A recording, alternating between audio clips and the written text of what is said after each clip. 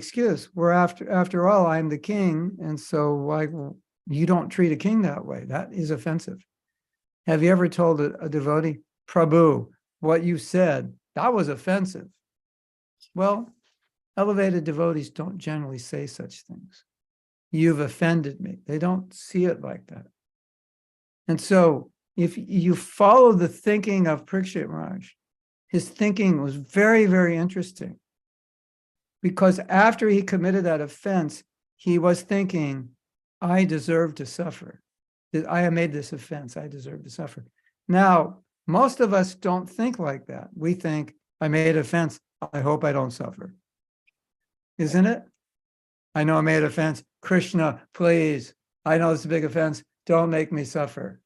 And Maharaj Parikshit is thinking the opposite. I made an offense. I should suffer. And he wasn't coming out to the community and to the citizens and people saying, well, I made the offense, but it really wasn't that bad. And actually the Rishi deserved it. He was just admitting, I made this mistake. He wasn't covering it up and he wasn't rationalizing it. And why this is important is because when people make mistakes, generally they often try to hide them or cover them up, or they don't like to admit them, or they try to rationalize, yeah, I made the mistake, but this is the reason. And he didn't do any of that.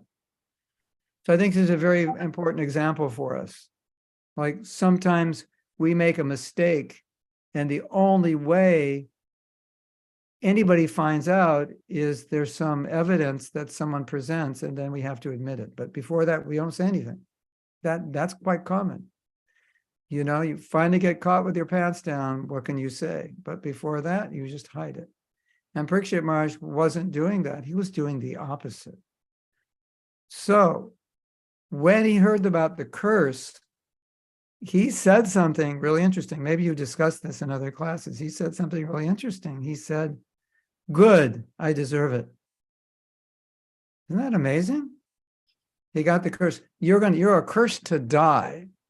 And he said, good, I deserve it. And then Prabhupada said he did not have to accept the curse. He had the power to counteract the curse, but he didn't. Because he felt like, this is good. I committed an offense and I should suffer for this. Now, there's another interesting point here. He was a king, so he was responsible for people. So he could have thought, okay, I made a mistake, but I shouldn't accept this curse because I'm the king and I'm responsible for the kingdom and I can't just let the people off. It's my duty to them. So sometimes we think like that. Yeah, I made a big mistake, but still I have responsibilities to people. So just leave me alone and let me continue. Yeah, that's okay if it's a small mistake, but if it hits a certain threshold where we're no longer qualified to be in that position, then like Maharaj Parikshit, we shouldn't have any excuses. Well, but people are depending on me and how can I do this and that? He didn't do that. He just said, I deserve it. It's over. I'm accepting this curse. I'm happy to accept this curse. And we're going to now end our life in 7 days. Wow, what an example, isn't it? Isn't that amazing? Like, no excuse, just totally willing to face up to his mistake and accept the consequences. And then it reminds us of that verse in Bhagavatam, Tatenu Kampam Sushimikshamano, that I see every suffering, every challenge as Krishna's mercy, and I think I deserve it. I actually deserve more. And what we see amongst conditioned souls, we think either we don't deserve any of it or we don't deserve much. You know, it's like, let's say you come to my house and you steal money, but you say, you know, Prabhu, I've been giving you donations like every month for years. So what's the problem that I steal money from you? It's like you're trying to rationalize your mistake with all the good things you did. Sometimes we see that, right? Yeah, I know I did this mistake, but, you know, look at all the good things I did. I know I killed this person, but Look at all, I'm a heart surgeon. Look at all the people I saved. It's just the fact that I shot one person that I didn't like, but I've saved hundreds of lives. So, leave me alone. So that's the human mind. I don't deserve to suffer for what I've done. Leave me alone. I've done many good things. Okay. This is such a beautiful story. He's not doing any of that. He says, no, the right thing to do is I should step down. I did the wrong thing. I should step down. And he didn't have to go through and saying, no, he made a mistake. I made a mistake. I don't deserve. I think he could also feel like I don't deserve to be the king. Even look at this mistake I made. It's good. I deserve to be punished and die. So that was one thought about this verse. The other thing, not the other thing, but the main thing that's being discussed in the purport is the nature of the spiritual world. And the first point Prabhupada makes is, well, if the spiritual world exists and it's eternal, and Parikshit Maharaj is going to be going to the spiritual world, and everyone's going to remain there listening to Katha until he leaves his body, then his death is going to be glorious, and we can celebrate. If one of our devotees left the world, and we knew for certain that moment they left our world, they entered Krishna Lila, that we'd be pretty happy, wouldn't we? I mean, that's a cause of celebration. He went back to Godhead. I mean, and that's the whole point of Krishna consciousness. Prabhupada has come here to get us back to Godhead. And so if you go, you've fulfilled your promise to Prabhupada. He's fulfilled his obligation to you. It's glorious. Let's have a big celebration. Oh, so-and-so just died. Wow, what fantastic news. That's the best news I've heard all day. We don't take it that way because, as Prabhupada said, even though we should celebrate, it is a glorious event, we are lamenting the separation from that person, that we have lost that person. So there's this like two contradictory emotions going on. And then there maybe is a third emotion going on, that I knew that if you knew the person, that I knew that person, I got the benefit of their association. So I was fortunate, but now I'm bereft of that association. So we have these contradictory emotions, right? So the natural question comes, well, am I happy or am I sorry? Like, which one am I? Like, or which one am I supposed to be? When a devotee leaves and we know he was a good devotee, am I supposed to be happy? Or am I supposed to be sorry? And the answer is yes. Yes. You're supposed to be happy. You're supposed to be sorry because you missed that association. When Mahaprabhu asked Ramananda Roy, he said, what is the greatest pain in the world? What is the greatest suffering? He said, the greatest pain and suffering is separation from the devotee. So therefore, we can say, if we lose a devotee and we don't feel pain, then our heart is like a rock. We should feel pain. But if you don't feel the pain, something's wrong with you, go to the mental hospital, get cured. You should feel pain. At the same time, there's another side, which is like, I lost, but he's gone.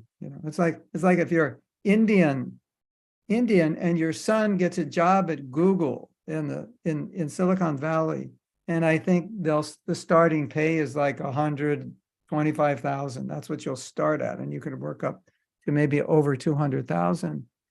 The mother's happy, but she's sad. Wow, such a good job. You can live such a good life. That's a lot of money. You can live it's not a lot of money, but you can live quite a good life in America on that money. It's not like you're, a multi-millionaire or anything, but you don't spend much. In 10, 15 years, you will be, but you can live quite a nice life. So the mother is like, I'm so happy you got this job, and I'm so unhappy you're leaving India. I'm not going to see you. So it's something like that, mixed emotions. So Prabhupada told us when the spiritual master departs, then we should cry, just like the wives, the husband cry when he leaves. That's normal. At the same time, Prabhupada is saying separation is better than being in the presence of the guru, which is like, that seems to be a contradiction, doesn't it? So you have, that means that there's place for both of these so-called contradictory emotions. There's place for both of them in our heart. It's just a matter of understanding that I can feel happy that this devotee has gone back to Godhead. I can feel happy that I knew him, and I can feel sad that I'm separated from him. Both emotions can exist simultaneously, and that's really what Prabhupada said. Materially, you think either you're happy or you're sad. You're not both. In this case, we can be both, right? Like if you knew for sure that your best friend who just died went back to Godhead, wouldn't you be happy? If you're thinking right now, she's dancing in Ras Leela with Krishna in the eternal spiritual world, and I'm sitting here cleaning my kitchen because I just cooked and laboring away. And she's got it made and I don't, but we're thinking, I wish she were here. And then you think, I wish she were here because I miss her. But if she's here, she's going to have to clean her kitchen also and go to work tomorrow. So it's glorious. But I miss her association, or I miss his association, because it was so, we were so close. So yeah, you can have a place. Both things can exist within your heart. And so the last point Prabhupada's making, it's just about the nature of the spiritual world. And of course, this point is fundamental to our philosophy. It's there in the Gita to see the miseries, be aware of the miseries, understand the miseries, and then Krishna advertising for the spiritual world in the Gita, he describes what it's like. Some of you who are younger probably have never gone to what is called a travel agency, but before the internet, when you wanted to like fly somewhere other than just like, the next city or a local flight, you go to a travel agency and you'd say, I want to go on a vacation. They go, where do you want to go? And say, I'm not sure. And so they show you all these pamphlets.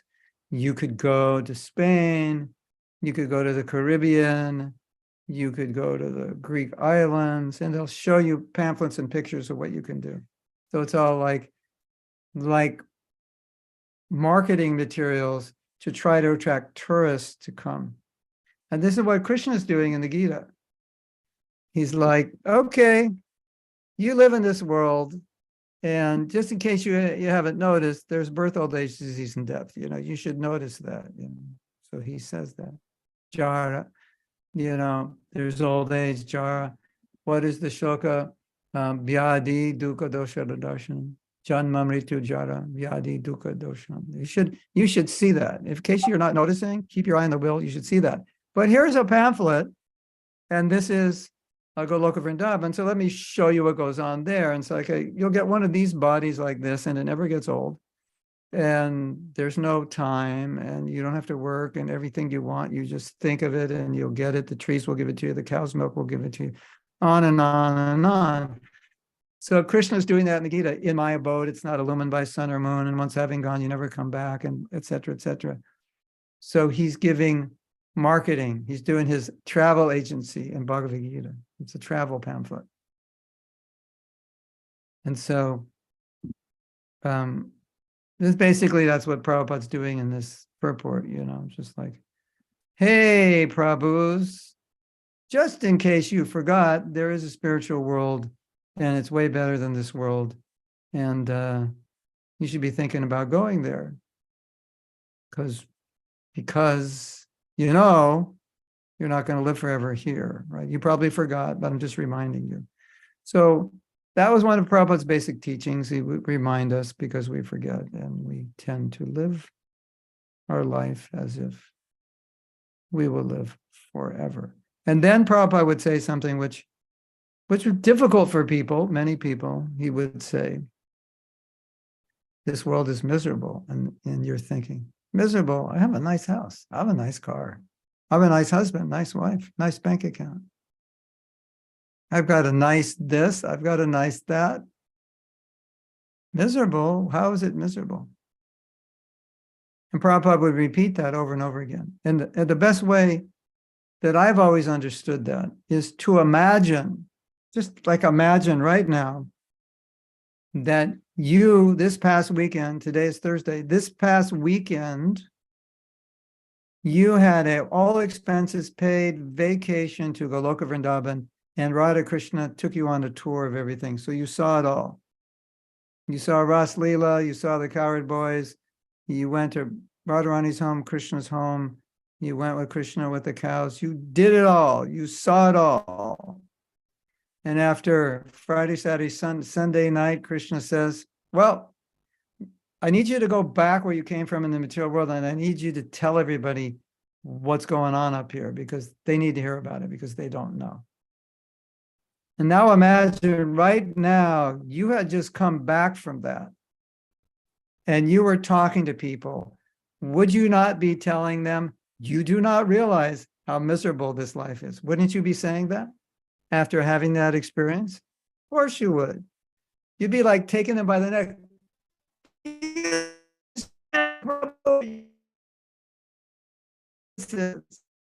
That world is full of ananda bliss. It's like ecstatic beyond your, beyond the best kirtan you ever had. Multiply that by 10 million, and that's just an average day there. You have no idea that's how miserable this body is. I had a spiritual body, such a, just going on and on. So that's how we understand when Prabhupada keeps saying, Carol, well, it's miserable, you're suffering this and that, and we're sitting in our comfortable house with the air conditioning on or the heat on, with our 40-foot screen and our speakers up to the wall and our super chair, and listening and sipping our iced tea and going, everything's great. Or eating our mango or whatever we're doing, and we're going, everything's great. And Prabhupada's like, you idiot, you don't understand anything. This is not great. You're getting old, you're going to die. You've been doing this eternally. You have no idea what great is.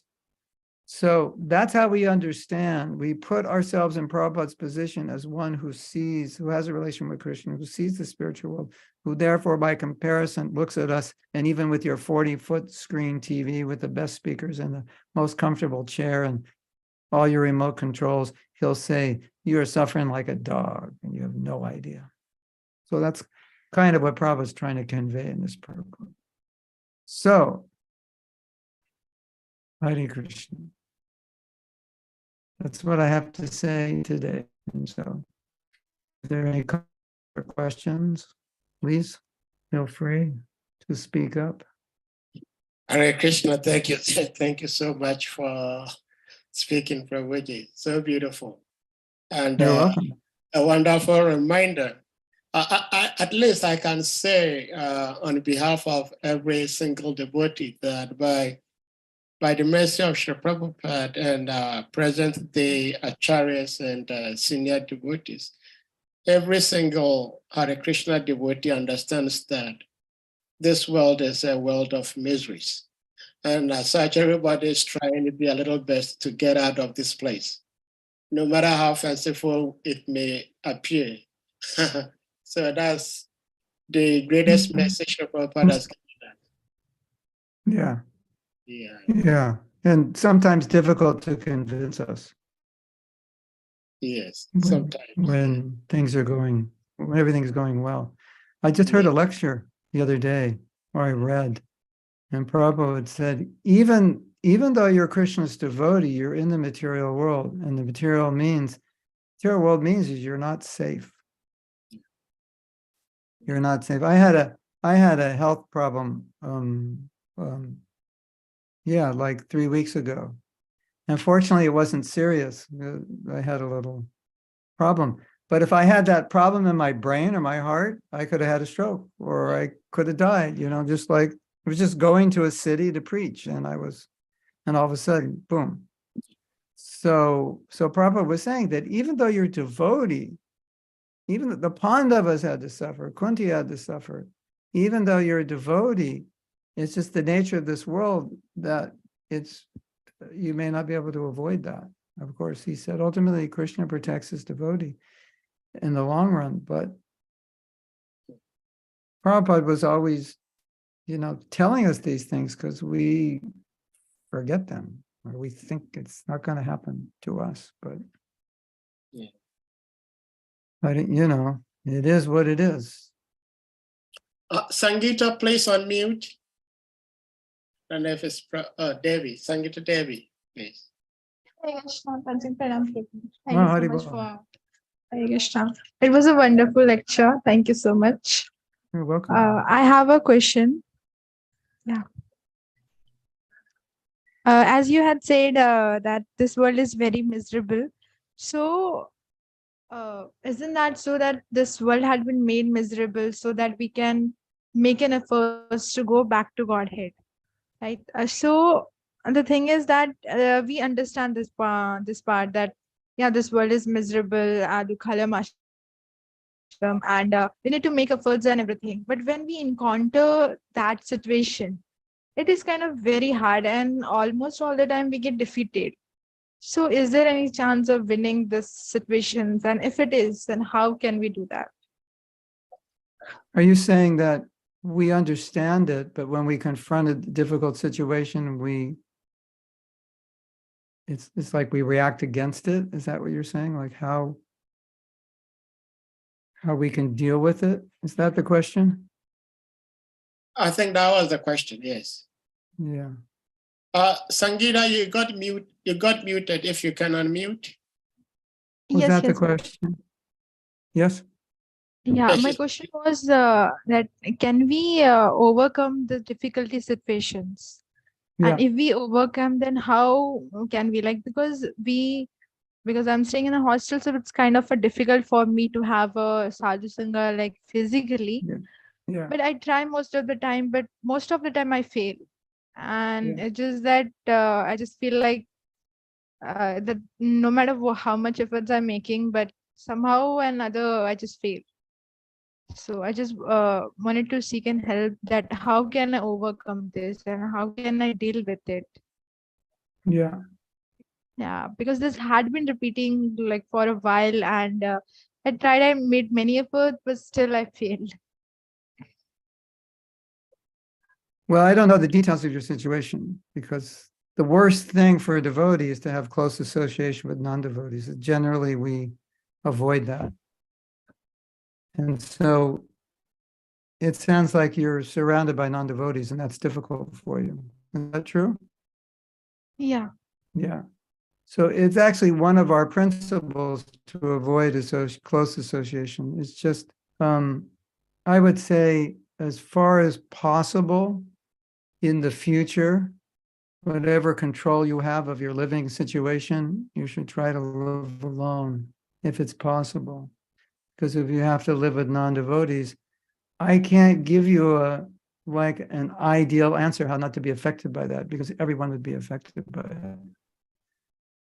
So all I could say is that in retrospect, it would have been better to have made a decision, if it were possible, to not have to be so close with non-devotees, because that would resolve the problem more or less.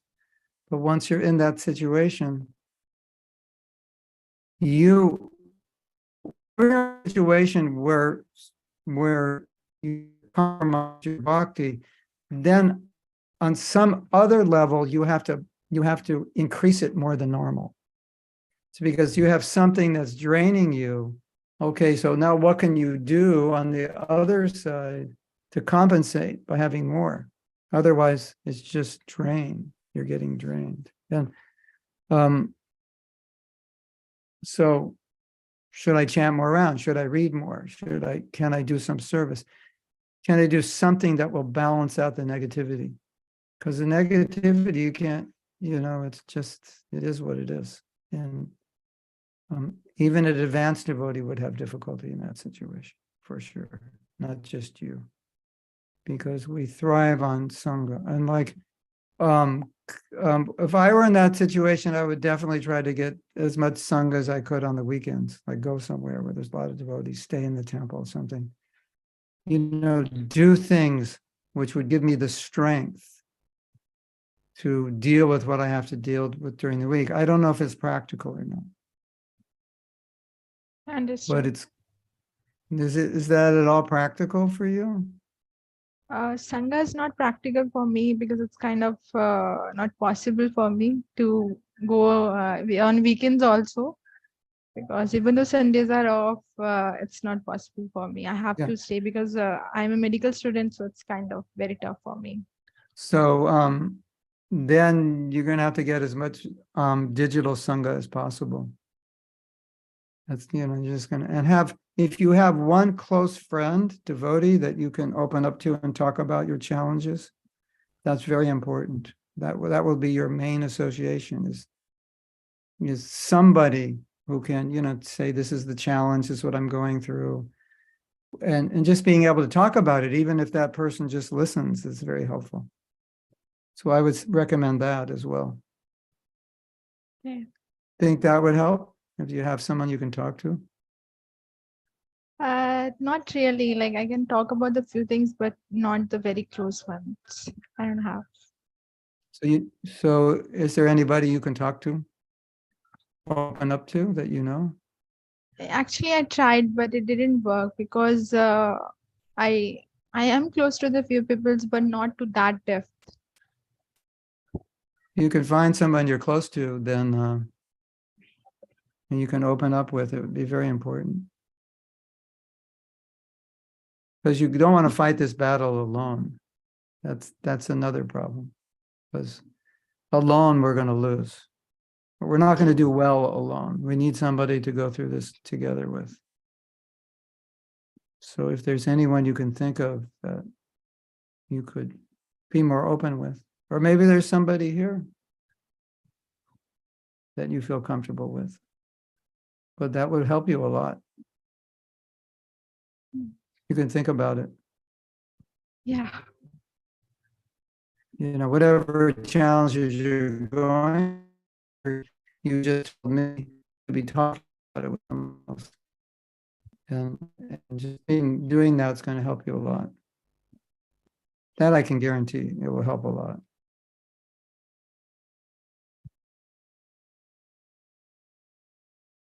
Hare Krishna. Thank you for the advice. And Sangita Mataji, we wish you good luck. Definitely Guru and Krishna will intervene. Thank you so much, Prabhu. Thank you. Thank you. So we go to Radharani Devi, please unmute.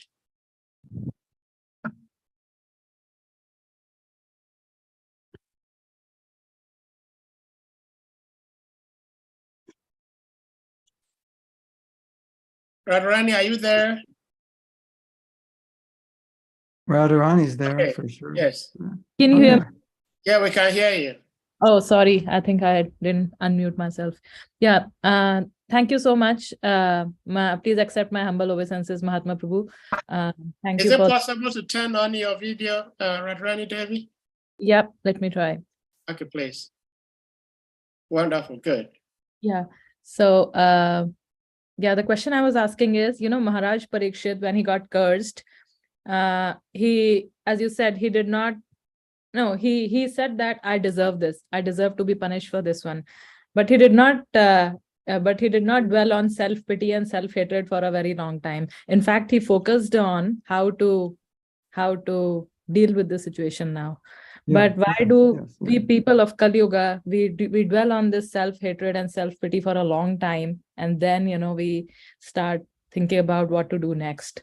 So what is the difference between such pure devotees and people like Well, I think there can be different ways of approaching this situation. And one approach to this is that if we objectively and logically analyze a situation, we easily come to the conclusion that negativity is always, or generally, is always disempowering and is going to make things more difficult for me. And then we secondly, we understand that I do have a choice in the matter of my attitude, although maybe temporarily I will be negative and due to being triggered. But in the long run, I do have a choice of how I'm going to respond to it, and always responding in a way in which the way I think is, what is the response that will produce the result I desire? Because the result I desire is my motivation. And if I'm going to produce a response that prevents me from achieving the result I desire, then I'm my own enemy, that I'm just working against myself. And that doesn't make any sense at all. And if I have the choice to work for myself or against myself, and therefore I can work for myself, then I think, what would be the right attitude in this situation? What would be the mentality, the belief that would then enthuse me, encourage me, guide me, propel me towards where I want to go? Because if I don't do that, I'm not going to get where I'm going to go. And then I'm the only one who's stopping me. Now, if I'm not clear about this, I'll say, no, what's stopping me is this person who said that to me or who did that to me. But that's actually not the person who's doing it, because no, as Bhaktisiddhanta said, no one can harm you unless you allow them. So whatever that person did or said, now you're allowing that to affect you.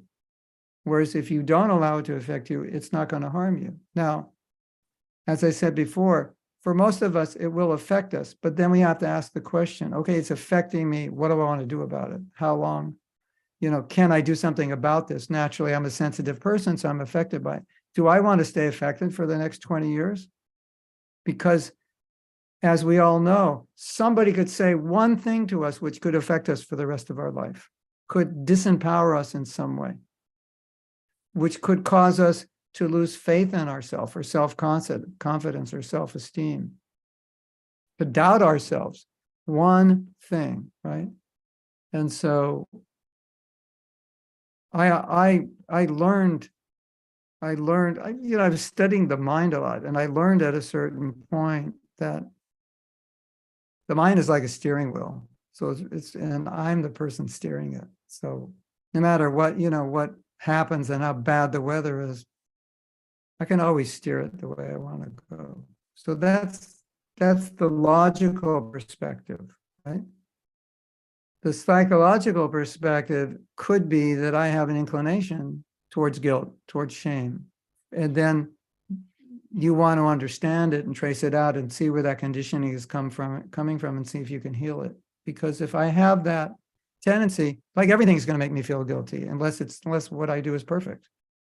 And even if I do it perfect, I'll go, well, it was perfect, but that was just this time. But the time before it wasn't. And so then I'll feel guilty. So, you can get yourself in this loop where no matter what you do, you'll always feel guilty, even if it's like the highest, most blessed, perfect thing, and everyone's praising you, and you're like, yeah, but I could have done it better. I feel bad.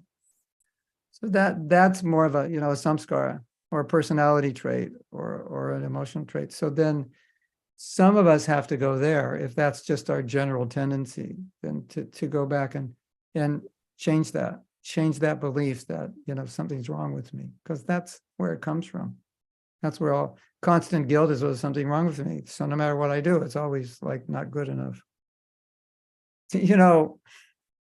What's really interesting, if I ever say it's not good enough, there's probably a person in your life that is not good enough for.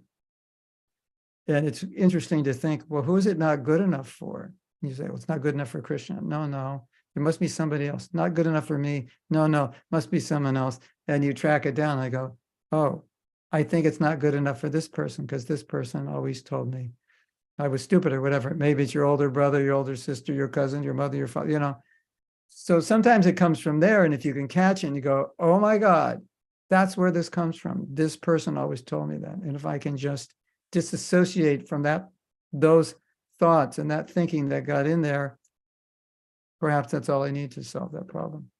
So these are some things, I don't know the particulars in your situation, but these are some or all you could do. Does that help at all? Yeah, I think the takeaway for me is to keep the goal in mind. Then these unimportant things will not bother. Yeah, like why would you want to just because of what someone said or did. Why would you want to sacrifice your life and let them sabotage you? Because then ultimately they're not the enemy, you are. Yeah. That's why that saying, Bhakti-siddhanta, nobody can harm you unless you harm yourself. Like, it doesn't matter what anyone does. It only matters what I tell myself. That's where the pain comes from, not what anyone else says. It's just when I believe what they say, now I'm in trouble. But if someone says, you're useless, this or that, and you go like, whatever, and it just goes right over your head, it's not going to affect you. And you go, yeah, they're just angry. They say that to everybody. Mm. But if you take it seriously and personally, then you get affected. Okay. Thank you so much. Isn't it also interesting, like for some of us, somebody could say something negative and it has this horrible negative effect on us, and someone could say something positive and it has no effect on us, and we just brush it off. Oh, you're just saying that, that's like, so when you see how the mind works and you look at it and you stand back and you go, this is not working for me. You could say the way this mind is processing this is all conditioned response, and I don't like it. So let's change the conditioning. And for most people, they just go with the conditioning. They don't think they can change it. But, and it's empowering to just know I can change it. I don't have to accept it. That in itself can be like the main factor in changing someone's life. It says, I'm like this, but I don't have to be. For some people, that changes their whole life because they thought they had to be that way. Mm. But not necessarily. I have personal experience of that, and I'm always seeing, what do I have to change to go to the next level? Because I'm like this, and if I don't change it, I won't get to the next level. So I have to change some thinking or something about me, the way I respond, and then I can go to the next level. So that's the beauty of goals, because the higher they are, the better you have to be to achieve them. It causes you to grow. Because if your goals are down here, you can stay the same. If your goals are up here, there's no way I'm going to achieve that if I don't change some things inside. So then you're forced to grow. You have to grow into it. Otherwise, if you just think no, I just need to work harder or smarter, that may be part of it, but that's not the real thing. You have to be a different person. Yeah. Good. Hare Krishna. Hare Okay, Krishna. who's next? Thank you, Hare Krishna. Mitravinda Devi, can you unmute, please? Okay. Hi, Bob, can you hear me? Yes, we can hear you. Thank you so much. So I wanted to, first of all, can you hear me? Yes. Yeah. Can you hear me? Yeah, we can hear Okay, you. I wanted to thank Mahatma Yes. Prabhu for coming on this. I wanted to thank Mahatma Prabhu for coming on this wonderful platform. Regarding these, the pure devotees don't accept offense. They are elevated to the platform of understanding the higher aspects of relationship and who those relationships come from, and what the ultimate benefit of transcending the minimal aspects of our relationships are. For myself, authentic communication and revealing one's mind in confidence to those close to them, but also speaking in a way that doesn't allow one to become a bottle of Coca-Cola that's been shaken and that eventually explodes all over the place. I feel is beneficial for those who are not pure devotees. I So understand. in that way, how can we be better in relating to one another, while at the same time, sharing authentically our feelings, which I feel even spiritually are important, and in some ways are minimized in our society. Like, we're not robots. We're not supposed to be robots. My understanding is Bhakti Yoga is the yoga of emotions and understanding God on a higher level, and aspiring to cleanse oneself for the purpose of serving, not serving for the desire to appear cleansed and continue to not behave in a way that's loving and kind, ultimately, as much as possible with authenticity to each other and living entities. Would you please help in that, Prabhu? And also, I want to say before my Wi-Fi gets disrupted, I look forward to helping transcribe your books as I did with my Guru Maharaj Bhaktitirtha Swami. Please, somehow I'd like to contact you about helping edit and transcribe them. Thank you. Oh, very much. yeah. Fantastic. So what Mitra Vidner is saying is that if we're not on a level where when we've been hurt, if we're not on a level to be able to accept it, then we'll be like a fizzy soft drink and we'll hold it in, hold it in, hold it in. And one day, it's all going to blast out in an ugly way. And we've all seen that and done that. And then how to process that. You know, there's two things I could say about it. And one thing I don't have to say because you already beautifully said it. The other thing I would say is that when it's happening, like when I'm feeling that way, to understand what is causing me to feel that way. Now, one thing we can say is normal human emotion, it's a normal way to respond. But if you study psychology a little more deeply, there are issues that we personally have that cause us to respond in certain ways, and it's good to become aware of them. So that, like you say, when you could communicate, it's also more realistic in terms of where you're at. So let's say somebody said something to me that hurt me and it disrupted me, and I want to communicate that rather than pretending it didn't, because it did.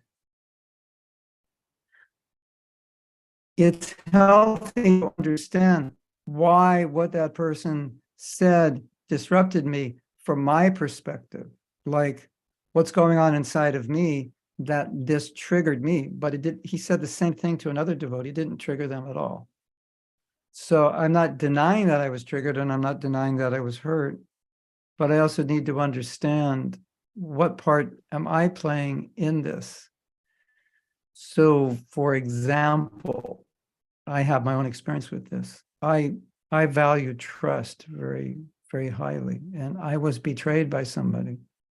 That same person betrayed a lot of other devotees, and they weren't upset about it. Actually, they were happy that he betrayed them because they never had to deal with them again. They're like, good riddance. We're going to have to see you again and deal with you, because dealing with you was the headache. But for me, betrayal was like a big thing. And it's because I was betrayed in the past and hurt by it. So I was very sensitive to it. So when I was betrayed by this person, I developed strong resentment towards them. And it took me many years to own that and understand that that's where my resentment came from. So I think that if we're going to have healthy communication, there has to be some ability to understand our own processes and where we need to heal. Otherwise, I'll just blame that person. It's all your fault because you betrayed me and that's why I'm angry. Which is externally on the surface true. That is why I'm angry, because you did betray me. But it's much deeper than that, because betrayal is a sensitive issue to me because I've been betrayed before and I'm overly sensitive to it or almost traumatized by it.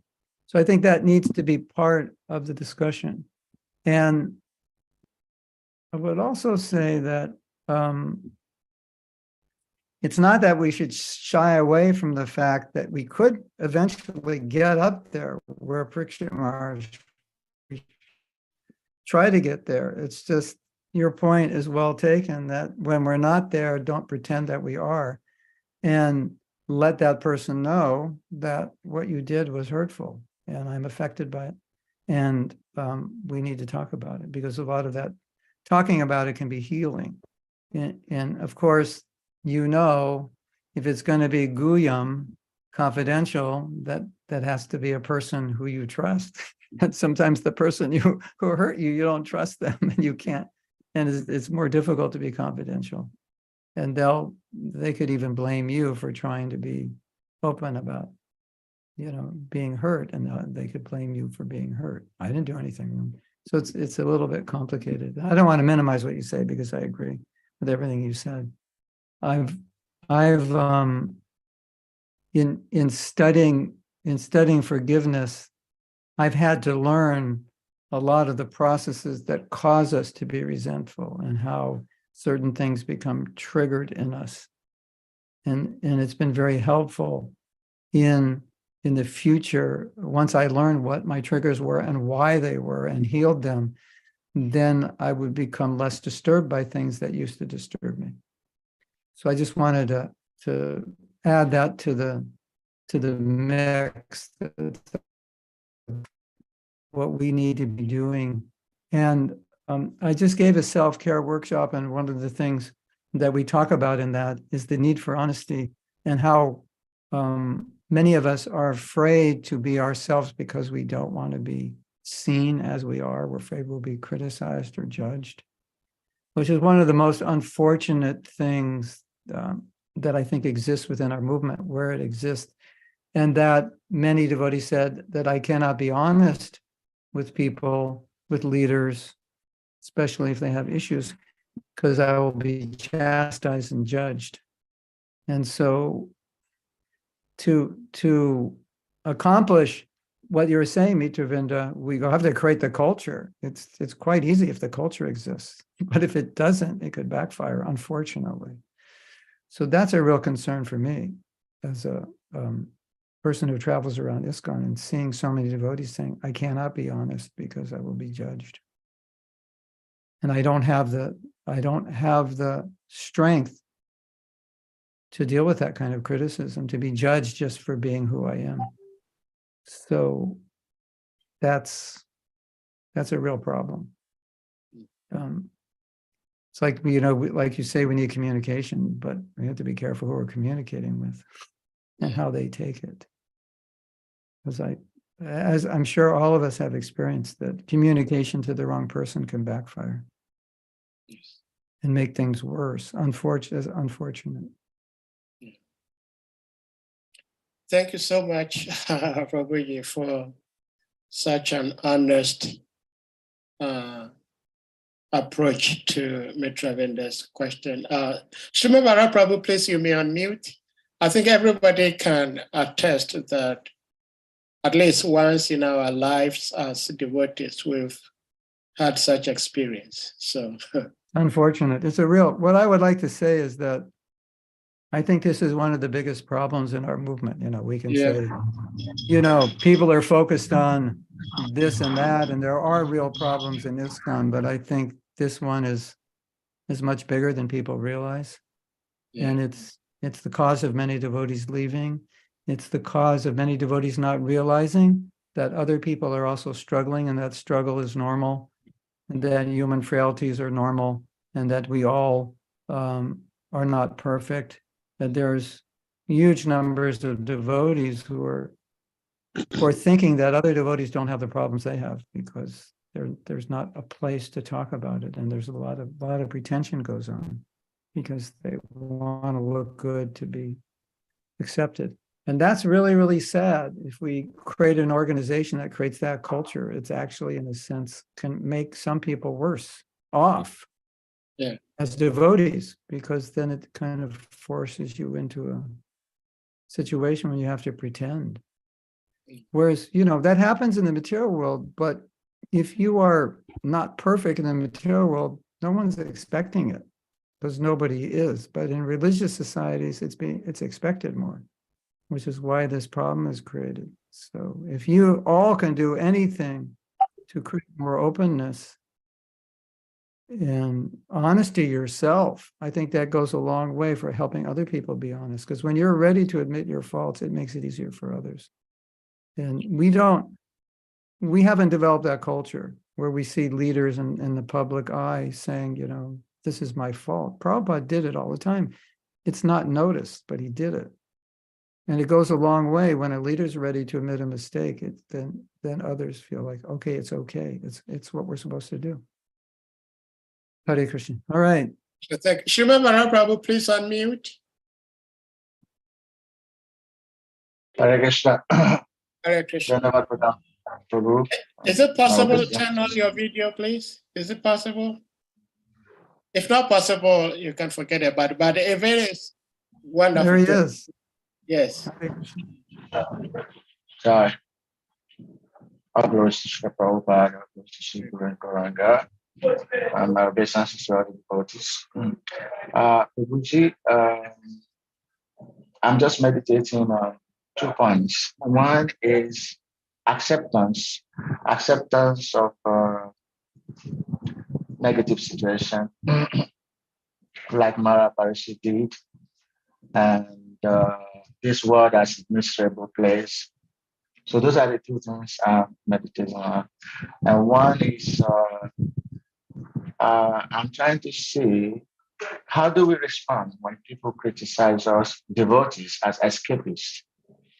Because here we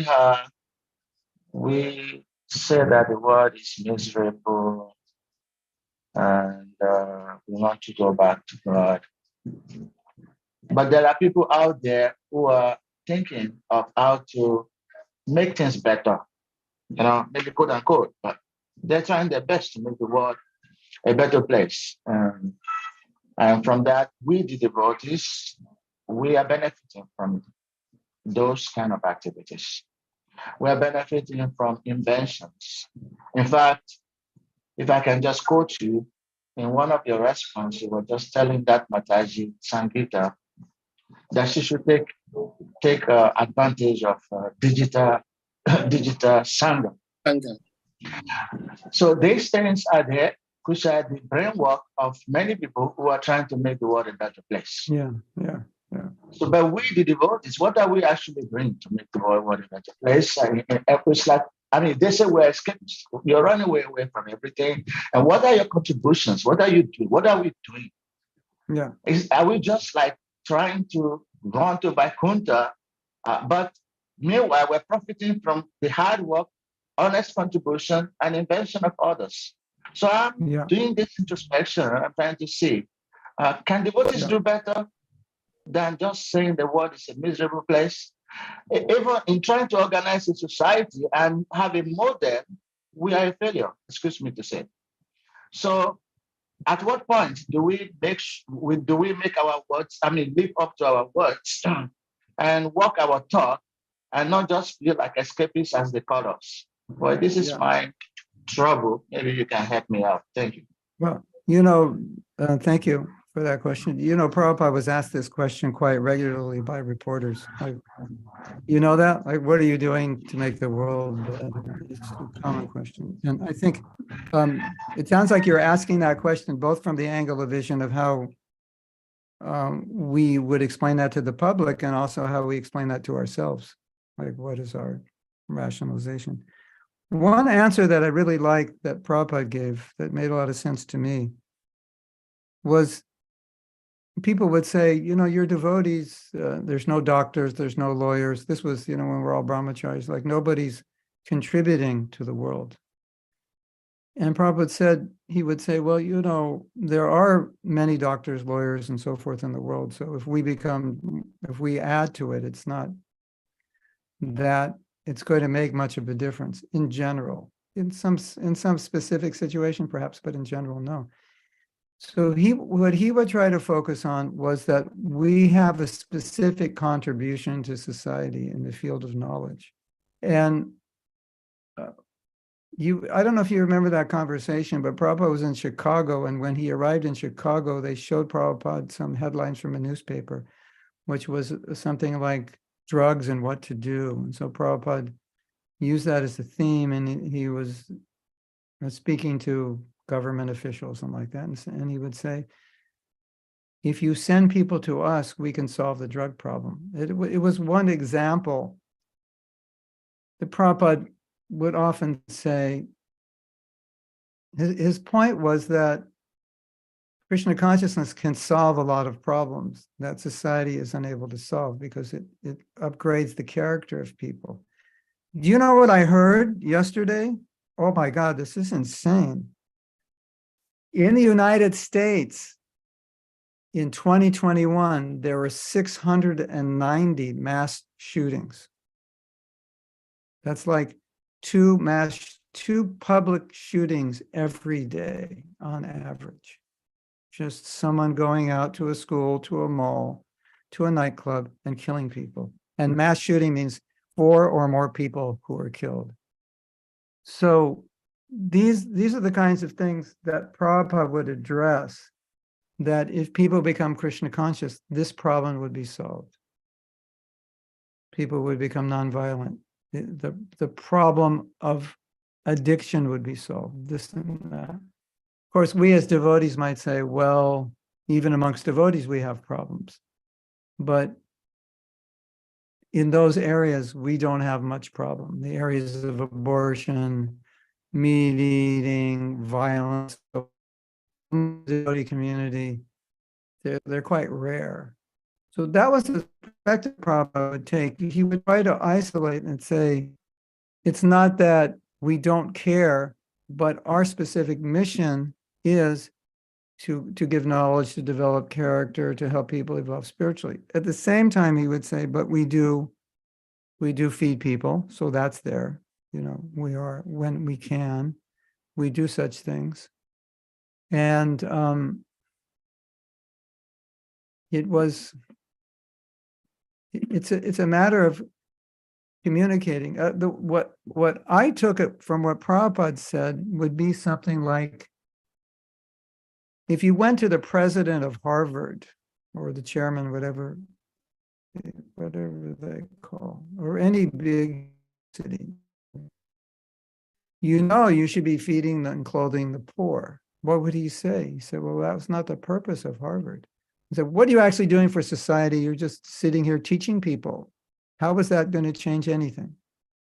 Now, nobody would say that, because we all know that through education, you know, like you're saying, we have all these inventions and we benefit from them. That's all coming from education. So nobody would levy that. I don't think they would levy that against most established religions. You're not doing anything. No, it's an educational institution.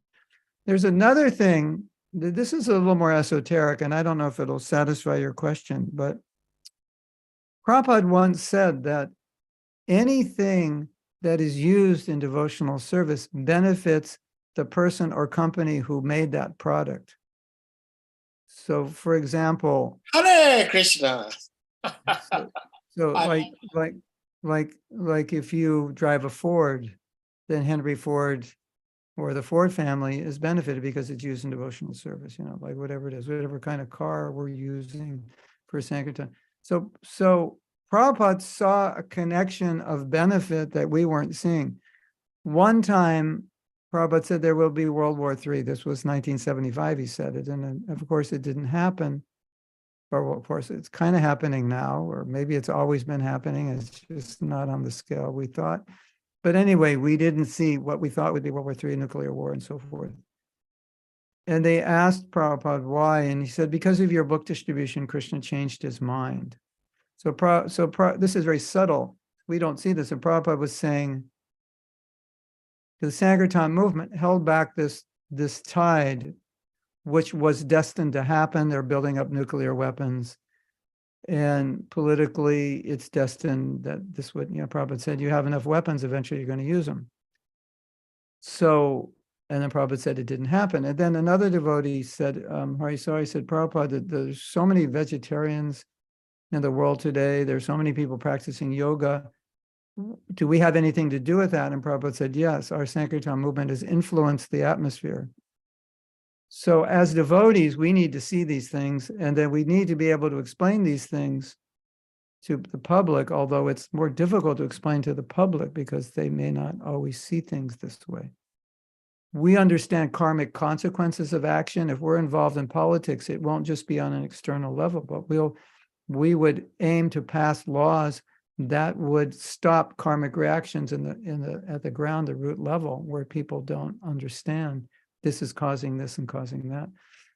So as far as helping people on the physical level, on other levels, we can do that.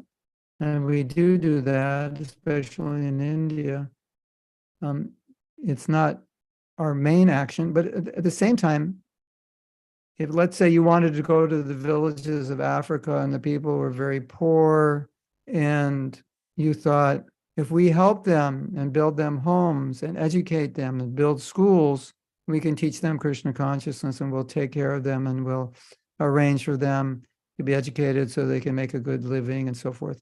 That would also be a viable and valid way to spread Krishna consciousness. So both things are going on simultaneously. You're taking care of their material needs, which if you don't take care, they'll be too absorbed in just figuring out how to live, and they won't have time for spiritual life. So that could be there. And the last thing I would say is, if there was a point in time when we were actually able to establish some kind of social structure, like let's say in one of your countries in Africa, one of the presidents or prime ministers says, I like you guys, just I want you to be the cabinet. Let's just make this a prototype country.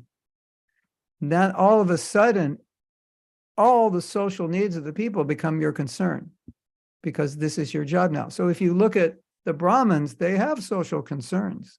They always have, because they're guiding the Kshatriyas, and it's the Kshatriya's duty to make sure that all the citizens are happy, no one's hungry, and so on and so forth. It's just that at this point in ISKCON, that really wasn't Prabhupada's mission.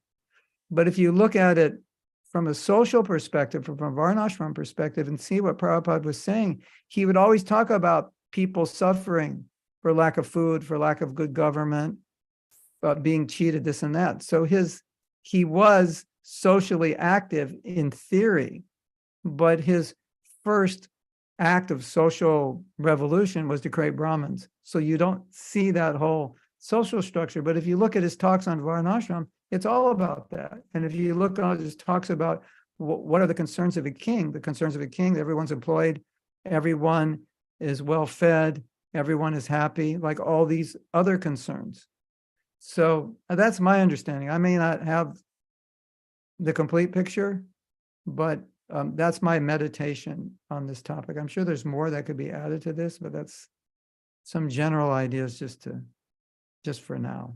So I hope that's something helpful. And maybe you want to say something else in response. Well, thank you so much, Prabhu. If you have something to say, please. Okay, go ahead. I'm driving right now. I'm driving my bus. Okay, But thank okay. you very much. Thank you very much. If I have time, I can ask questions. Okay, Hare Krishna. Thank you. Thank you. The devotee who asked the question, Srimad Bharata Prabhu, Prabhuji, he does food for life Yes, almost every day yes. in his country, Togo. He does food for life every day. He feeds so many people. Wonderful. And also gives them the Krishna consciousness. So Wonderful. he's known everywhere in the country. So I think that is also a gateway of helping these people. If we ourselves are not building automobiles, maybe these people feeding on Mahaprasadam will grow and have the developed intelligence to develop these automobiles. So doing something. You know how the Christians, took over economically by offering people economic incentives to become Christians. Mhm. You know, and offering jobs and so forth. So it's not exactly Prabhupada wanted us to do that, but at the same time, it's not that we couldn't go into a village and say, okay, we will help this village and we will educate you and we will feed you and clothe you. And that wouldn't be against our principles. Yeah. Because Prabhupada did say that if people are starving, how can they think about spiritual life? That has to be taken care of. And Prabhupada was very concerned that people were being cheated and that food shortage was just a myth, that it's just politics and capitalism that's creating these shortages. Mm. And that, obviously the world should be working together to feed, that no one should be hungry and starving, and that's all due to politics mismanagement. So he was, he had his mind on these things. It's just that he didn't specifically tell us, but he was kind of like saying, whenever it is that you're in politics, then you can bring this to the table. Yeah. Do you know that Tulsi Gabbard ran for president of the United States? If she won that election, there would not be a war in Ukraine right now. she knew how to prevent it. She would have Yes, prevented it. she absolutely did. Yes. Yeah. So that would, so things like that, that's a great service that could have been done. And anyway, it's a big topic. Yeah, we were actually discussing topics along this line a few days ago on this platform. And Mhm. specifically, we mentioned Tulsi Gabbard's name. But Because of her sincerity, now he got some backlashes from her own yeah, party. of course. That's the It's problem. always going to be there in politics. But I think what's most interesting to this discussion is if you go through Prabhupada's books and you see Prabhupada talking about the welfare of people in general, apart from just the spiritual welfare, but the material welfare, he definitely talks about it a lot. And it is the Brahminical, the concern of the Brahmins that materially people are not cheated, people are not exploited, people are well taken care of, people are materially happy.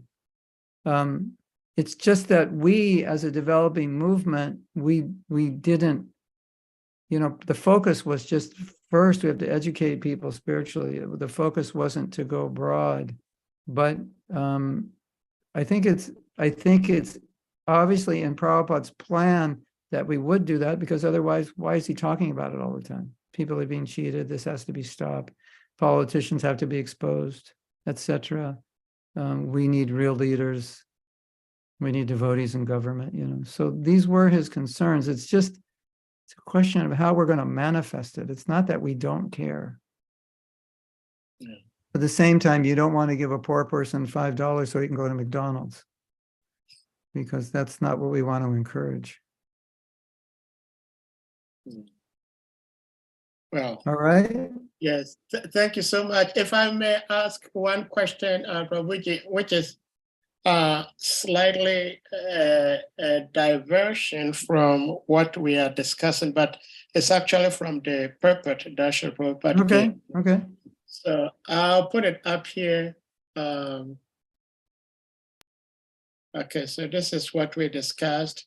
And here, Sri Prabhupada was saying, in regards to marriage prediction, that when a great devotee of the Lord passes away, there is nothing to be lamented, because the devotee is destined to enter into the kingdom of God. And my stress is a great devotee. What about everybody else? What about everybody else? Exactly. You're all great devotees. You don't have to worry. You're all great devotees. Well, I can give you my answer for this. It's quite simple. Okay. I mean, I can tell you how I feel about it personally. That I was not born a devotee. I did many things growing up that devotees don't do. Samskars are there, and other life samskars, and whether I was a devotee in another life or not, I had 19 years of not being a devotee, and then I took shelter of Srila Prabhupada with faith, and Prabhupada gave me instructions and said, as he gave to all of us, chant your rounds, follow these principles, do your best to spread Krishna consciousness, and I will take you back to Godhead. So with that faith, despite our disqualifications, with that faith, we execute Prabhupada's instructions, and we don't even worry about it anymore, because we know that he will take care of us despite all our lackings, disqualifications, past sin, and so forth. And sometimes if we get back up, we take care of his instruction, and we try to spread the mission that he wanted us to spread, and we try to help him and with full faith that now I'm in his hands. So back to Godhead, not back to Godhead, heaven, hell, wherever, I'm in good hands, and he will take me where he wants me, and I don't even have to worry about it. But having said that, Prabhupada said many, many times, I will take you back to Godhead. So therefore, I could adjust my statement and say, we should all know for sure, if we follow Prabhupada, we will go back to Godhead. We don't have to worry about it. And so you no longer have to worry about whether or not you're going back to God. You just have to worry about following Prabhupada. and that will be taken care of. It's like you get a job, you don't have to worry about whether you're going to get paid at the end of the month. Well, in most companies, hopefully, you're not working for a weird company that's going to not pay you. So you work, you dedicate yourself, and you'll be taken care of. Yeah. So we have that faith in Prabhupada. We're all, we all know that we were not born in Brahmin families from a tradition of, our great grandparents, Brahmins coming down, and no one in our whole family has ever committed a sin in hundreds of generations. We're not coming from that. And Prabhupada was picking us up.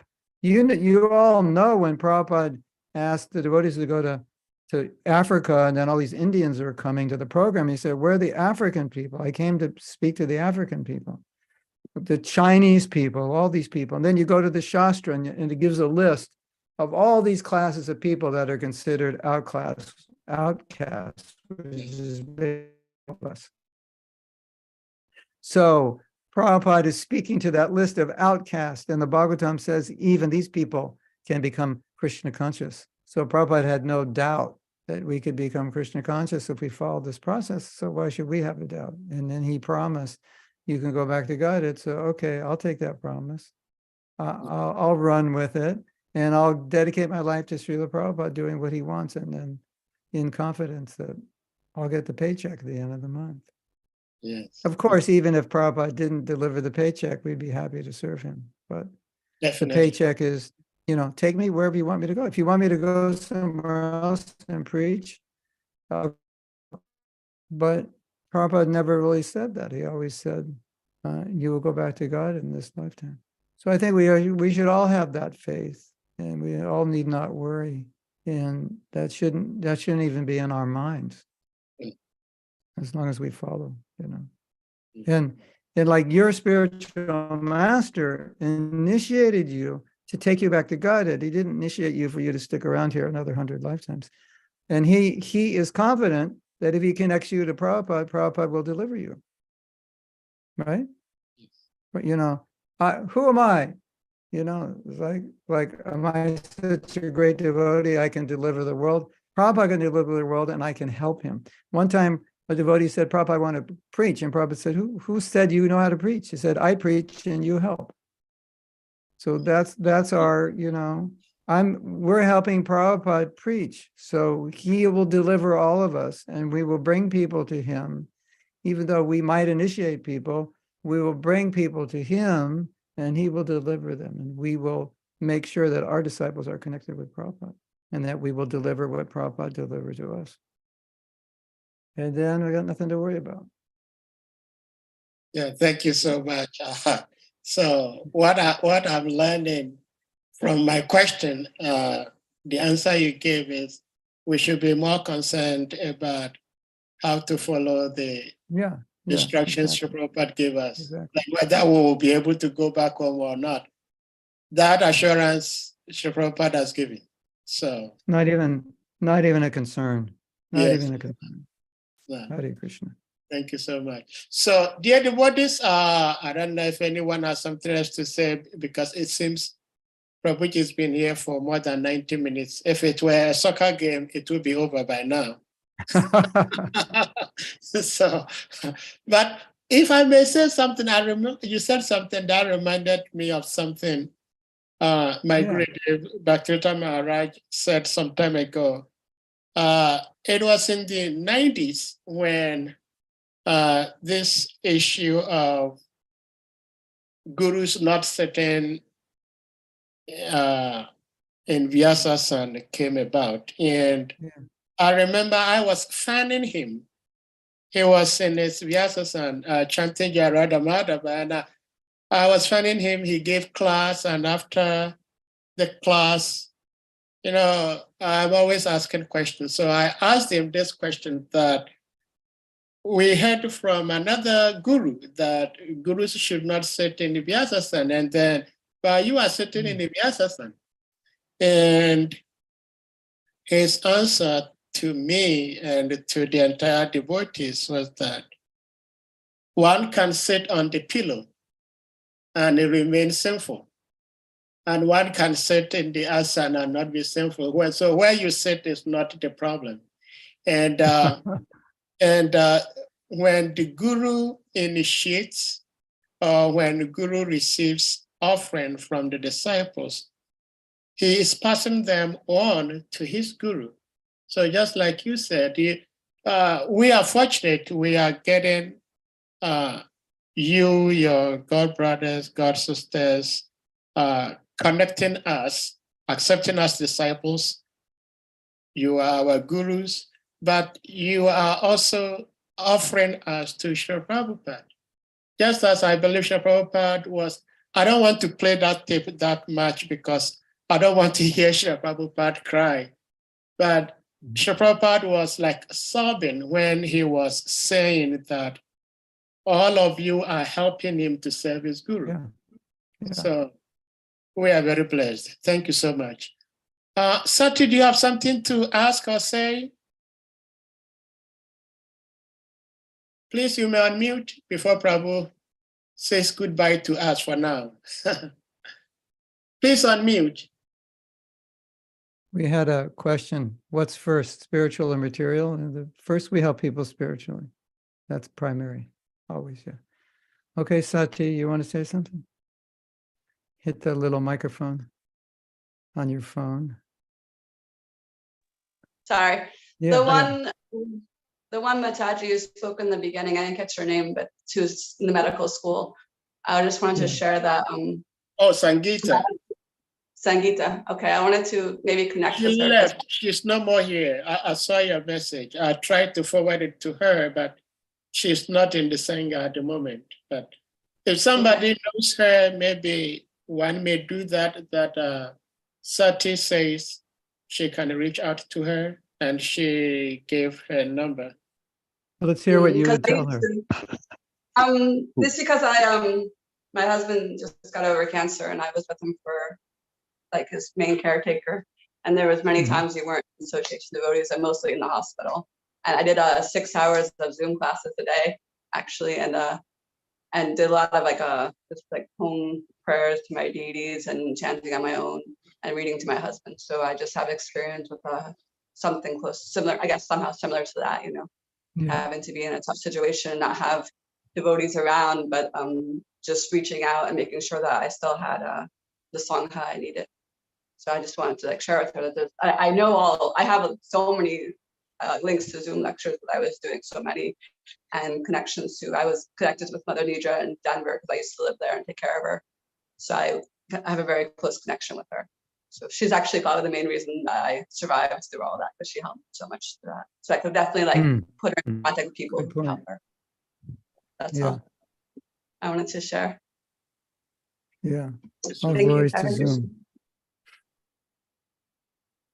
Yeah, very good point. Prabhu, I don't know if you have a Hare minute Krishna. to spare. Sorry, if you have a minute to spare, it seems Govinda Prabhu has something to ask, but Nishima Chaitanya also has something to ask. If you have a few minutes to spare. Hey, make it quick. I wanted to reply to Sati that Oh, before Sangeeta left, I messaged her and I gave her my number, and then she said she'll call me afterwards. So when she does, I will share the number with Sati. Great. Okay, thank you. I gave her my number also, so we'll see.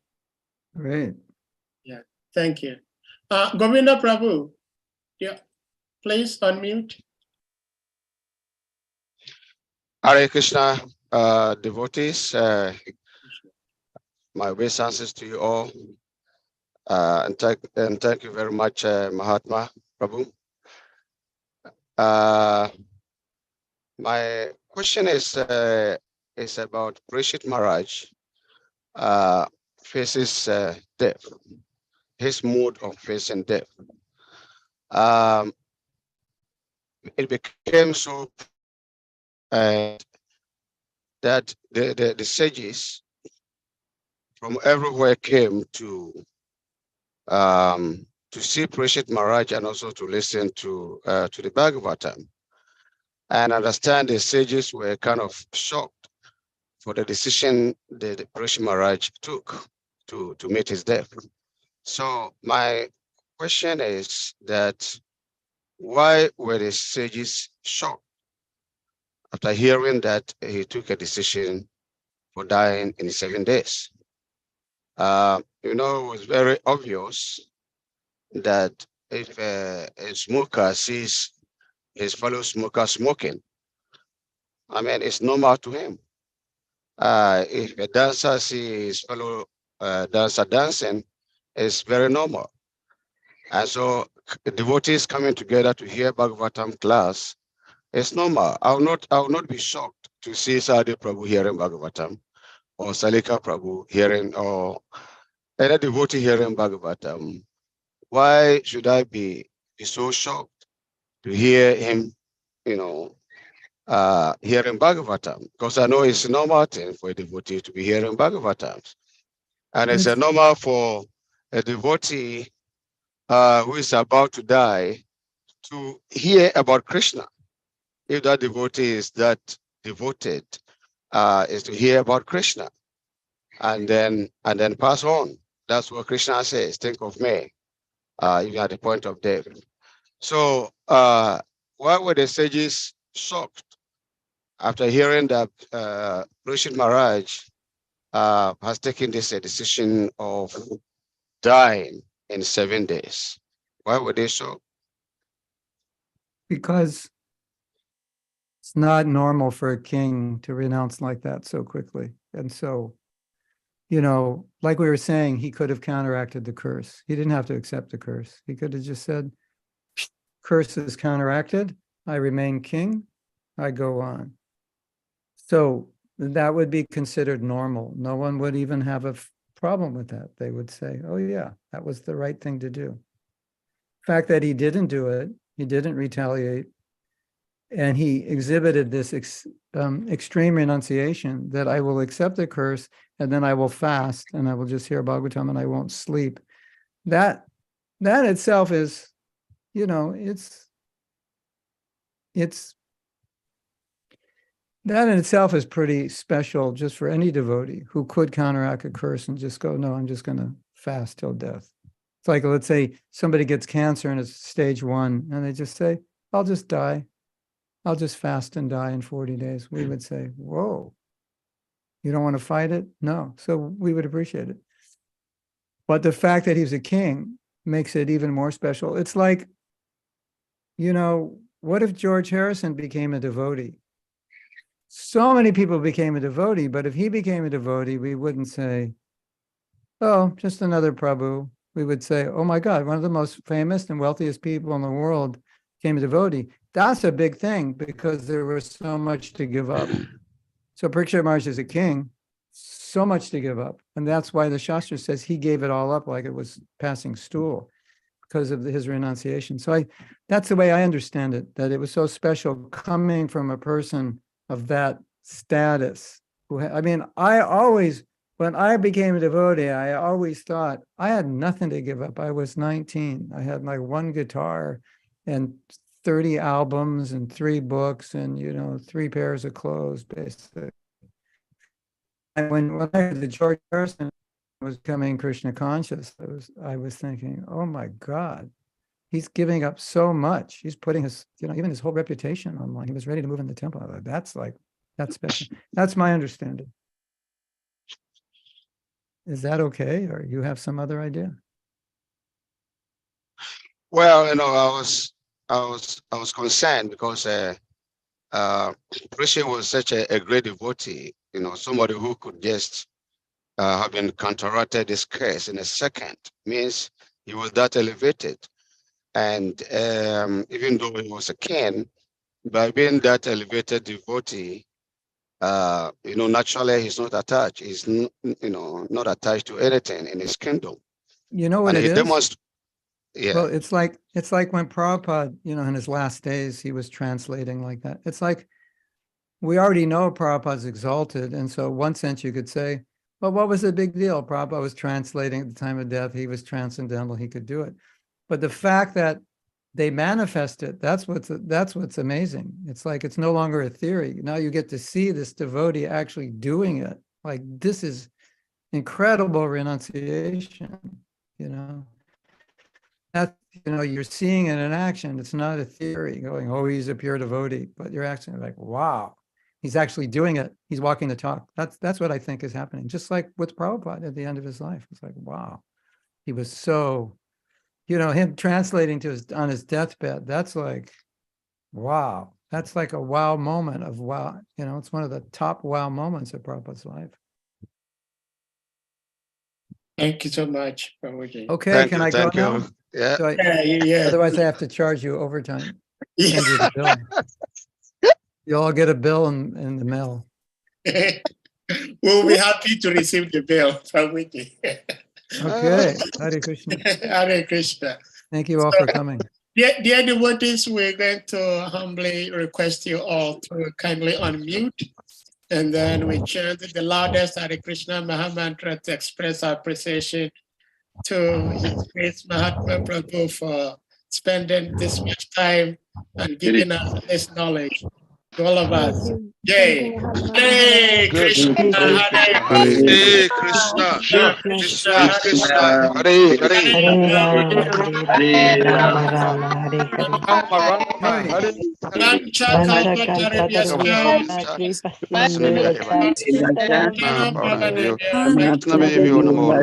Rama, Hare Hare. Haribo. Jai.